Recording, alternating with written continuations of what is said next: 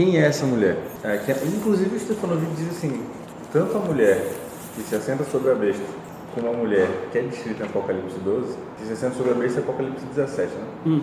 Como essa mulher de Apocalipse 12 são a mesma mulher. A diferença é que ela se prostitui, mas ela continua sendo a mesma mulher. Porque no início ela era pura, e depois ela se corrompe. Né? Exatamente. Esse pensamento. Ela adultera, como em Oséias, né? Que a referência que é essa, a mulher é o povo de Deus. Não, essa visão eu não tinha. Essa mulher é o povo de Deus, sempre que se refere, que é a referência que tu fizeste, né? Pois é, mas eu acho que não cabe. Sempre é o povo de Deus. De certa maneira, sempre mulher, né? Sempre é mulher e sempre é uma referência ao povo de Deus. A mulher que aparece lá em Apocalipse 17, ela referencia de novo Jezabel. Ela não é uma referência, é como se fossem duas mulheres separadas. Então, eu entendo que são duas mulheres diferentes, apesar de que elas podem ter tido uma origem próxima, mas elas são duas mulheres diferentes. Por quê? Porque no texto que a gente viu de Tiatira, a congregação de Deus estava sendo afetada pela presença de uma mulher iníqua, que era Jezabel. As características de Jezabel, depois você vai observar que elas aparecem na prostituta que se assenta sobre a besta. Por quê? Porque lembra, Jezabel, ela era mais do que simplesmente a rainha de Israel. Ela era uma sacerdotisa. Se ela era uma sacerdotisa, ela praticava prostituição ritual. Se ela era uma sacerdotisa, então ela tinha todas as características que aparecem para a mulher que se assenta sobre a besta. Porque ela tem uma veste como uma veste real, ela leva os outros a pecar, ela mata os profetas, isso é uma característica de Jezabel, ela mata os profetas, ou seja, ela mata aqueles que têm o testemunho de Yeshua, porque o testemunho de Yeshua é o espírito da profecia, ou seja, todos aqueles que têm o Espírito de Deus, o Espírito Santo. Em quem se manifesta o Espírito Santo? Se manifesta nos profetas, que é uma característica do povo dos últimos dias. O dom de profecia, a manifestação do Espírito, o derramamento do Espírito de Deus. E aí o que a Jezabel faz? Ela persegue todos aqueles que são do povo de Deus. Ela persegue todos aqueles em que há o Espírito de Deus. Então, é como se o Apocalipse, ele revela uma figura e depois ele aplica a mesma figura novamente, dando mais explicações a respeito dela. A semelhança de como faz Daniel também, né? Ele mostra uma descrição e depois ele faz uma outra imagem para descrever a mesma coisa, explicando melhor. Também no Apocalipse você vê imagem de um falso profeta. E ao longo do texto, de novo, na carta às 7 congregações, você encontra um falso profeta que é Bilã.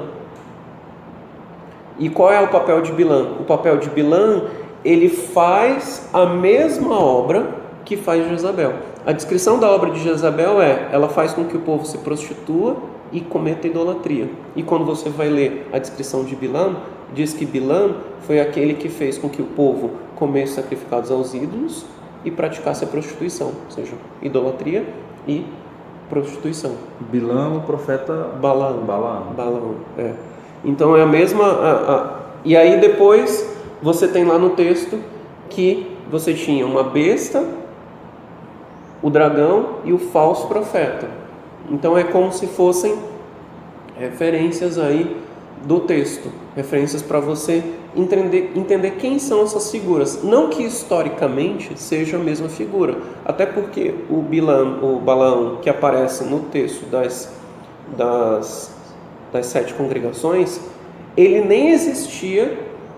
Aliás, o texto que aparece lá da batalha de Armagedon, o falso profeta que aparece lá, ele ainda não existia no tempo em que aparece Bilã de Gênesis do Apocalipse das 7 congregações. Então não é o mesmo. não é o mesmo, mas as ideias são as mesmas. O espírito é o mesmo. É que nem, por exemplo, você não tem o espírito de Eliarro, o espírito de Elias, e o espírito de Elias ele se manifesta numa pessoa que é chamada de Elias, não é Elias, mas ela é chamada de Elias, ela é chamada porque ela tem o espírito de Elias, ou seja, ela faz a mesma obra de Elias. E quem é chamado de Elias? É chamado de Elias João Batista. É chamado de Elias também o povo do advento, né? Então a mesma coisa, se você tem um profeta verdadeiro que é Eliarro, que é Elias, quem é o profeta falso? A figura é Bilã. E esse espírito de Bilã, ele também se manifesta em outros momentos da história. Ele teve lá no Êxodo, quando ele atacou o povo de Deus. Ele aparece de novo agora no início da história do povo de Deus. E ele vai reaparecer novamente no último momento da história. Então, essas são as figuras que a gente tem aí, né? Mas quem é a mulher? Quem é a mulher? Tu fizeste aquela referência da esposa de Jacó. Tu fizeste também a referência de Eva, né? Então, normalmente as interpretações cristãs apontam que a mulher é a igreja. É a igreja de fato? É só a igreja? Pois tem uma outra a gente tem que ter configuração? cuidado quando trata de dizer que a mulher é a igreja, porque é preciso ter bem a questão é a seguinte: no contexto adventista do sétimo dia, quando a gente trata de a mulher é a igreja, a gente aplica como sendo um conceito que existe desde o Éden. Então se entende que mulher é sinônimo de, quer dizer, que mulher representa a igreja, que igreja significa povo de Deus. Aí tudo bem. Só que o problema é que fora do meio adventista, em outros contextos, você vai interpretar literalmente igreja como sendo a igreja cristã. E aí você tem alguns problemas com esse tipo de interpretação. Por quê? Porque a igreja cristã, ela não abarca a totalidade do povo de Deus. O povo de Deus, ele engloba a igreja cristã, ou ele engloba as diversas manifestações cristãs, que seriam aqueles que confiam no Mashiach, aqueles que confiam em Jesus como seu intercessor. Mas não somente isso. Tanto é que o texto aqui, ele vai adotar uma figura que remete diretamente a Gênesis, quando trata do nascimento do povo de Israel. E o povo de Israel era quem? Era o sol, a lua e 12 estrelas, que era Jacó, Leia e os 12 filhos. É como aparece no sonho de José. Então José sonhou que o sol e a lua, que eram Leia e Jacó, até porque a mãe dele já havia falecido, então ela fica como sendo uma figura materna para ele, o sol e a lua, e as outras estrelas, as 11 estrelas, se inclinavam diante dele. Então isso é uma referência a José. E então quando você vê uma mulher vestida de sol, com a lua debaixo dos pés e uma coroa de 12 estrelas, você está falando de uma representação do povo de Deus. Uma representação do povo de Deus que ela é, como posso dizer, ela não é tão simplória e direta como a gente gostaria. Por quê? Porque quando você fala da liderança do povo de Deus, você sempre remete à figura de Judá. Por causa da liderança de Judá, a gente até viu, né, nos 144.000, Judá indo à frente, etc. E quando você chega aqui, você tem uma mulher que é representada por um sonho de José, que na época desse sonho, tudo que era construído em cima dele é de que ele seria o primogênito. Não que ele necessariamente viria dar luz ao Mashiach, não de que ele necessariamente via ser o descendente que traria o grande descendente esperado, Jesus. Mas ele seria o líder do povo. Essa era a intenção de Jacó quando deu aquela roupa especial para ele. Ele deu para José uma roupa de príncipe, dizendo: olha, você vai ser o príncipe desse clã, da nossa família, você vai ser o primogênito. E isso os irmãos não gostaram, porque todos os irmãos eram mais velhos que José, né? Todos praticamente. E eles não gostaram. Daí quando você olha aqui, tem uma referência ao sonho de José. Mas por que ao sonho de José? Provavelmente porque você tinha em mente algumas ideias aqui do texto. A primeira ideia é a ideia do Mashiach ben Yosef, do Messias filho de José. Então, Mashiach ben Yosef foi aquele servo sofredor que, por causa do seu sacrifício, por causa da sua morte, viria o Mashiach ben David. Na tradição judaica, como foram interpretadas as diversas representações do Mashiach, algumas delas meio aparentemente contraditórias, que haveria dois: um Mashiach que ia sofrer e um Mashiach que iria ser vitorioso. O Mashiach que sofre, ele morre numa batalha contra Edom, e porque ele morre nessa batalha, surge o Mashiach ben David para vingar a morte do Mashiach ben Yosef, e esse Mashiach então traz liberdade novamente ao povo, derrotando Edom, derrotando Esav. Então, essa imagem que aparece aqui no início, como sendo uma mulher caracterizada com o sonho de acordo com o sonho de José, ela nos traz isso à mente. Ela nos traz primeiro essa ideia de um Mashiach ben Yosef. Ela também traz a ideia da descendência de Yosef. Quem era a descendência de Yosef? A descendência de Yosef, segundo a visão que teve Ezequiel lá em Ezequiel capítulo 47, logo depois daquela visão dos vários ossos secos, é que por meio de Yosef, por meio de José, ou seja, Efraim e todas as outras tribos que se aliaram a ele, você teria a integração dos Goim, dos gentios. Os gentios iam passar a fazer parte do povo de Israel por meio de José. Como que os gentios iriam se integrar às 12 tribos? Ia se criar as 12 tribos mais os gentios? Não. Eles iriam compor uma das outras tribos, principalmente as 10 que haviam ido para o norte. Até porque isso aparece lá no texto, né? O que aconteceu com as 10 tribos foi que elas foram destruídas e assimiladas. Agora tem um outro negócio que me chama a atenção nesse texto aqui. É que aparece uma mulher vestida para casar e grávida. Lembra de Maria. Lembra de Maria. Não é à toa que os católicos tentam interpretar que essa mulher era Maria. E é muito complicado isso no texto.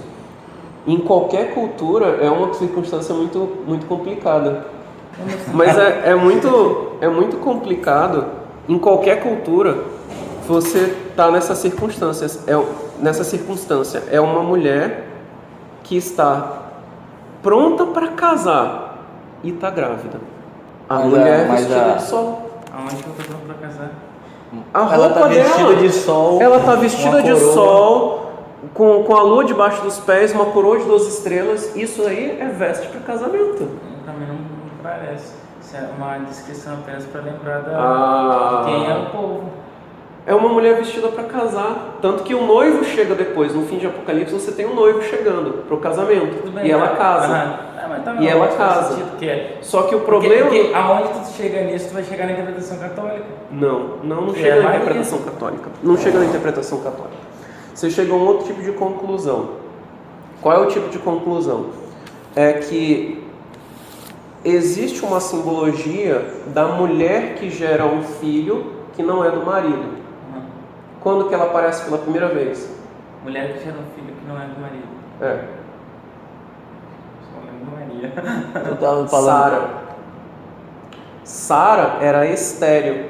Ela não podia gerar um filho que fosse de Abraão. E aí, como é que é a descrição que você tem lá em Gênesis de como nasceu Isaac? Isaac nasce assim, ó. Olha como nasce Isaac. Não é coabitou Abraão com sua esposa, etc. A descrição é: o Senhor visitou a Sara como tinha dito, e fez o Senhor a Sara como tinha falado, e concebeu Sara. Não aparece Abraão aí na história. E deu a Abraão um filho. Ou seja, o filho não era dele. Ih, rapaz, velho.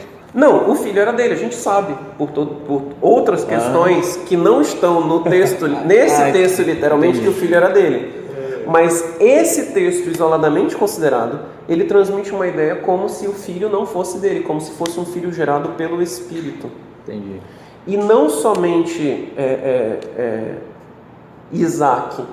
Você tem outras crianças problemáticas no texto bíblico, que elas vêm de mulheres que a princípio não poderiam ter filho.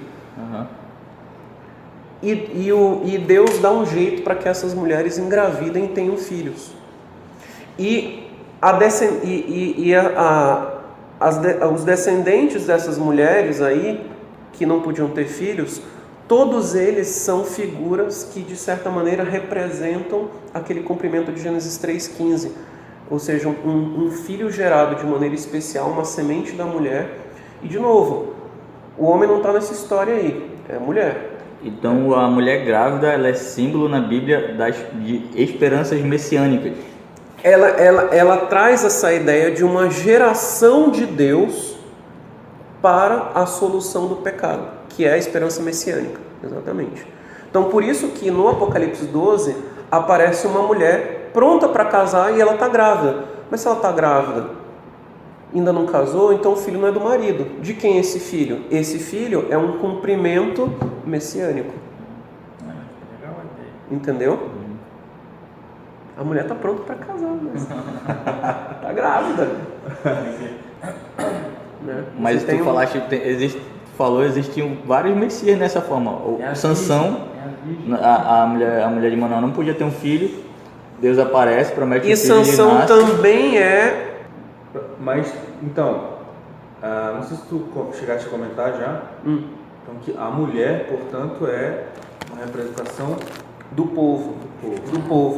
E do povo de Deus. E aí, essa mulher que representa o povo de Deus, ela traz um filho que é uma dádiva divina. Ele não é uma geração comum.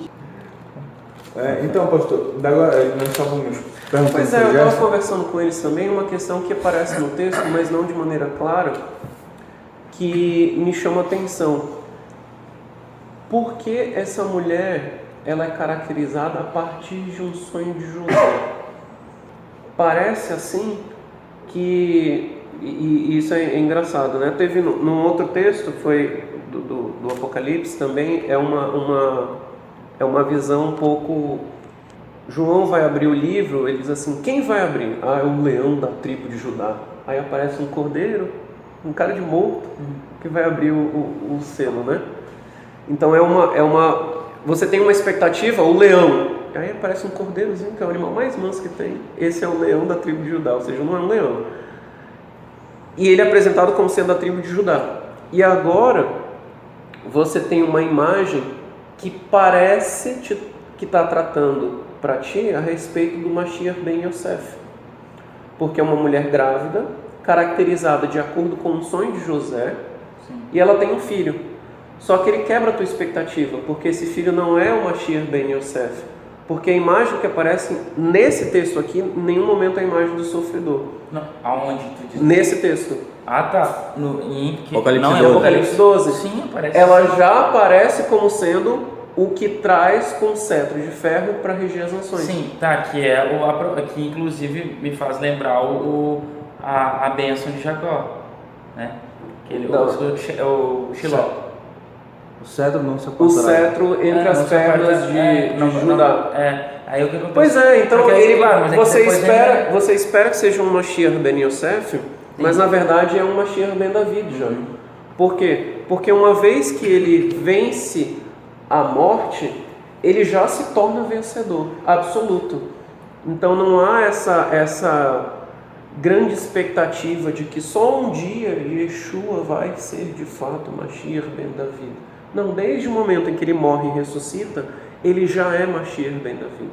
ele já tem todas as características de vencedor de Mashiach dentro da vida. Tá, mas e aí, eu entendi. O que ele está falando? O que isso tem a ver com o sonho? Não, é isso que é contraditório, porque você tem uma representação de uma mulher entendi. numa visão de José. Entendi. Então você espera que seja um Mashiach dentro da vida. E ele é perseguido para ser morto. Tá aí uma coisa que eu também não entendi, assim, na minha, sim, essa é a minha visão, né, moderna, né? Mas assim, parece assim, o sonho de José não é algo tão assim sensacional, significativo na Bíblia, que se repete em outras vezes, para ter o destaque da mulher, claro que ajuda a fazer lembrar a ideia do povo, né, Israel, o sol, a lua, as estrelas representando o sonho que representava todo o povo de Israel, né, os filhos de Israel, que deu origem a Israel. Mas assim, não é uma coisa assim que a gente vê com constância na Bíblia, que é um lembrete, nos faz lembrar, né? Mas ele é um sonho importante, por quê? Porque ele também trata daquele que, sendo filho, iria salvar todo o povo. Sim. Tá certo. Porque tinha uma estrela. Não, ele era uma estrela, né? O sonho dele era o sol, a lua e 11 estrelas. 11 estrelas que se curvavam para ele, a estrela. Então ele, sendo filho, ele salva os irmãos. Né? E isso é importante no texto. Além do mais, você tem uma outra ideia que também repete aqui no texto, é que ele salva os irmãos provendo comida. Sim. José. E a mulher aqui, ela vai para o deserto e ela é alimentada. Sim. Verdade. Né? Verdade. Não tinha feito essa conexão boa, hein? Porque o pessoal desceu para o deserto para se alimentar, porque o Egito é Mitzrayim, é deserto. Sim, é o deserto. Não tinha pensado nisso. Então são as mesmas ideias, é por isso que se repete aqui. Além disso, ela vai para o deserto, onde ela vai ser alimentada por Deus. E o período que ela passa lá são 3 anos e meio. Isso é uma referência a Eliarro. Passou um período de 3 anos e meio em que ele foi perseguido por Jezabel. Que é o período da seca. E nesse período ele foi alimentado, no início pelo menos, né? Não durante todo o período, depois ele vai se abrigar na casa de uma pessoa. Mas no início ele foi alimentado por Deus por meio de corvos que levavam pão e carne para ele todos os dias, né? Aí depois de um tempo ele vai e se abriga na casa de uma senhora, né? Que é um filho e tal, etc. Mas que bom que tu falou. Mas é uma ideia que essa mulher, ela traz uma identidade com Eliarro. Essa mulher, nesse contexto, ela também é o Elias. Existe uma identidade. Mas que bom que tu falou isso, porque ontem eu estava inclusive procurando aonde é mesmo. Eu sei que tem, mas não lembro aonde. Agora o Gerson reavivou aí. Eu estava lembrando, aonde é que tem alguma coisa que marca 3 anos e meio na Bíblia, ou que marca 1260 dias, além de Daniel, obviamente que Daniel é o mais fácil de achar. Aí você vai Mas lá... aí eu fiquei assim, onde é que é mesmo que tem um outro lugar? Eu não consegui achar. Jacó capítulo 5, ou Tiago, né, capítulo 5, verso... Não, eu estava pensando no antigo, não? Verso 17. Não, mas é porque está resumido já. Tá. E é interessante, eu li a história, rapaz, e é muito interessante. A história de Elias, é pena que não dá tempo de comentar, mas a história de Elias, em paralelo com essa história aqui, é uma leitura muito interessante. O que acontece? Porque em Elias também você tem um remanescente, que foram aqueles que foram salvos por um cara que era até aliado do rei. Tanto que quando Elias pede para o cara avisar o rei lá, o cara diz assim, olha, como era o nome dele? Obadias, eu acho. O quê? O nome do servo do rei. Não lembro. Obadias, né? E aí ele diz assim, olha, não pede para eu falar dessa maneira com o rei Acabe, porque eu não quero ser morto. E olha, apesar de você achar que eu sou só mais um aqui da corte, mas eu sou uma pessoa que estou do teu lado. Você não sabe, mas durante esse período que houve a perseguição, eu abriguei milhares de pessoas, dando alimento e abrigo para elas. Então, é um negócio bem interessante quando você considera o texto, né?